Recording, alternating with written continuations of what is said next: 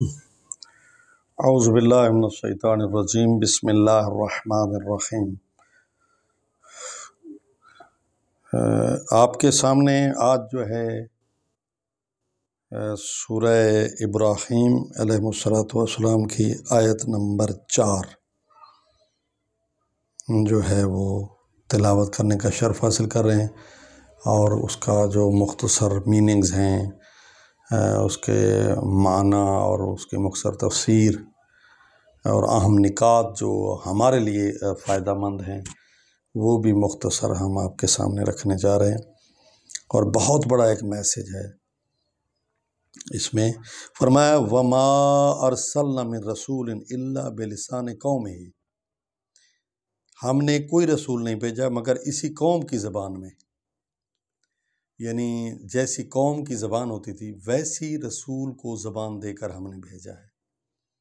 زبان عبرانی، نبی کو بھی عبرانی زبان دی، زبان عربی، نبی کو بھی عربی زبان دی، زبان عجمی، نبی کو بھی عجمی زبان دی، تاکہ حجت بھی تمام ہو جائے۔ یہ بھی نہ کہیں ہم کیسے سمجھتے، ہم کیسے ہدایت حاصل کرتے، کیونکہ وہ تو ہمیں تو اس کی بولی کی سمجھ نہیں آتی تھی۔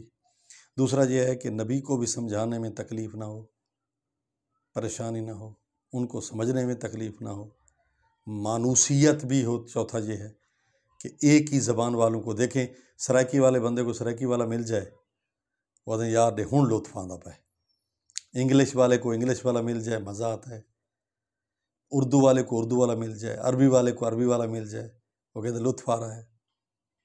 ٹھیک ہے، تو یہ بھی ہے کہ مانوسیت پیدا ہوتی ہے، اور زبانوں کا جو اختلاف ہے اس میں بھی اللہ تعالیٰ کی نشانیاں ہیں۔ تو جس رسول کو بھی جس قوم میں بھیجا اسی قوم کی زبان دے کر بھیجا، تاکہ ان کو خوبصورت انداز سے سمجھا سکے۔ آگے لاجک بھی بتائی، وجہ بھی بتائی۔ یہ میں آپ کو عرض کرتا رہتا ہوں اکثر کہ قرآن وہ واحد کتاب ہے جو اپنے ہر قول کی، ہر فعل کی وجہ بتاتا ہے، لاجک بتاتا ہے، منطق بتاتا ہے کہ میں نے یہ کام کیوں کیا ہے، میں نے یہ بات کیوں کی ہے۔ تو کیوں بھیجا اس قوم کی زبان میں نبی کو؟ لِيُبَيِّنَ لَهُمْ، تاکہ وہ انہیں وضاحت سے بات سمجھا سکے۔ یہ دیکھیں کتنے میسج ہیں، تھوڑی سی آیت میں کتنے میسج ہیں۔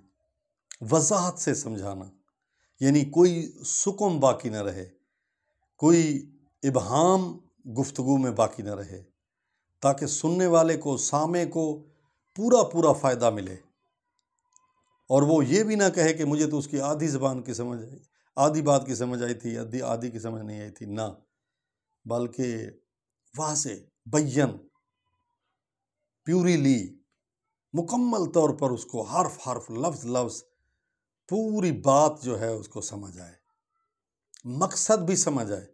اس لیے کہتے ہیں کہ بیان، فصاحت و بلاغت میں بیان کا مطلب ہے ہی اظہر، ابین، یعنی اظہر، واضح ہو، بیان ہو، ہر شخص کو سمجھ آئے، اتنا سادہ ہو۔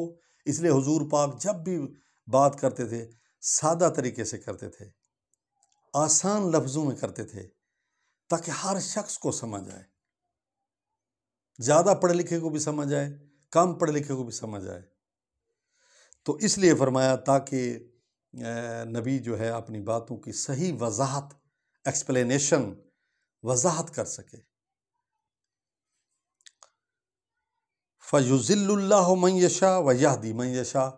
اب جو ہے جب وضاحت بھی ہو گئی، زبان بھی ان کی، تو پھر اللہ تعالیٰ کہتا ہے جب میری تمام حجتیں اس قوم پر تمام ہو گئیں، پھر اس کے بعد اللہ جسے چاہتا ہے گمراہ کرتا ہے، جسے چاہتا ہے ہدایت دیتا ہے۔ اب ان لوگوں کی مرضی، چاہیں تو ہدایت حاصل کریں، چاہیں گمراہ ہو جائیں، لیکن اس کا سرٹیفکیٹ اللہ نے دینا ہے۔ یہ نہیں ہے کہ اللہ گمراہ کر رہا ہے اور اللہ ہدایت دے رہا ہے۔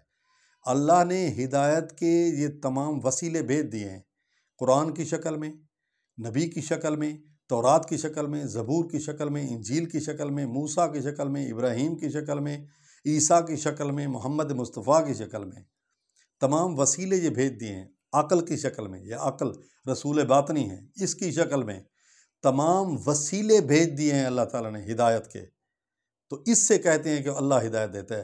اور جو بندہ ان وسیلوں کو ٹھکرا دے اور بار بار بار یاد دہانی کرنے کے سرخش ہو جائے تو اللہ کہتے ہیں یعمہون، اب ان کو بھٹکنے دو، ان کو چھوڑ دو، یہ ان کو اپنے حال پر چھوڑ دو، یہ گمراہ ہو چکے ہیں، اب ان کے لیے ہدایت نہیں ہے۔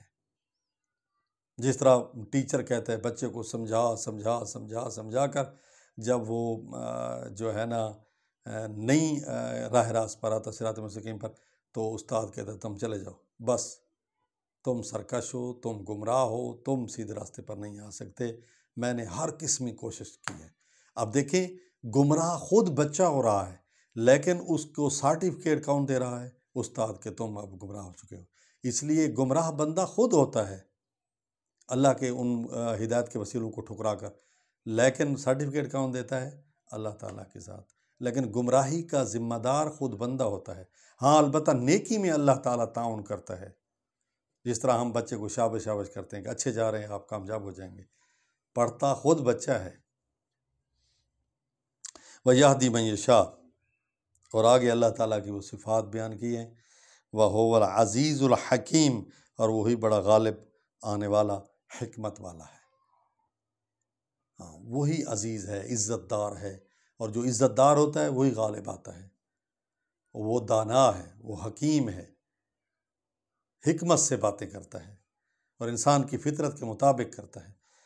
تو دعا ہے کہ اللہ تعالی ہم سب کو قرآن مجید پڑھنے، سمجھنے اور اس پر عمل کی توفیق نصیب فرمائے۔ یہ آئین ہے، یہ دستور ہے، آپ کو دنیا میں بھی رہنے کے ڈھنگ بتائے گا، آخرت میں بھی کامیابی کے ڈھنگ بنائے گا۔ شافع مشفع ہے، اس کی شفاعت رد نہیں ہوتی۔